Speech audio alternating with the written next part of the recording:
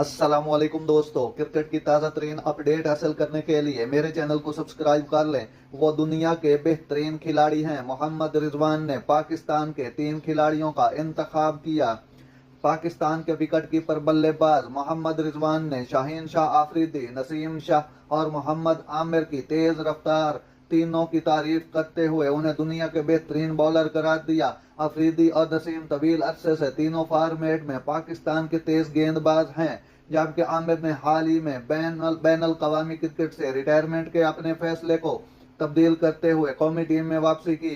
ये तीनों न्यूजीलैंड के खिलाफ पाकिस्तान की 5 मैचों की सीरीज में ठोस फॉर्म से 2-2 से सीरीज ड्रा करवा चुके हैं। शाहीन, नसीम और आमिर दुनिया के बेहतरीन बॉलर हैं।